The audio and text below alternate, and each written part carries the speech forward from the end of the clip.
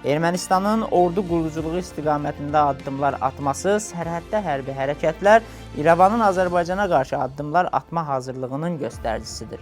Onların planına görə vaxt uzandıqca güc toplayacaqlar, güc topladıqdan sonra isə şərtlərini diktə edəcəklər. Bu olmasa, yeni qarşıdurma yaradaraq məqsədlərinə çatacaqlar. Əlbəttə, xülyalardan ibarət bu planlar miflərdən ibarət Ermənistan ordusunun çata bilməyəcəyi məqsəddir. Bəs elə isə Ermənistan tərəfi həqiqətənmi prosesin uzanmasının yaxud hər hansı revanşist addımların onun sonunu hazırladığını anlamır.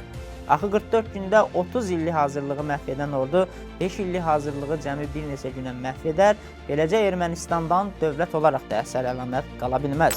Əlbəttə, İrəvan bunun fərqindədir. Sadəcə bacardığı qədər zaman qazanır. Ona görə də Azərbaycan tərəfi zamanı doğru dəyərləndirməli, bütün məqsədlərinə çatmaq üçün. Yəni, tarixi həqiqəti bərpa etmək üçün Ermənistandan yekun və faktiki addımlar tələb etməlidir. İndi hər keçən saniyə belə bir ilə bərabər əhəmiyyət daşıyır.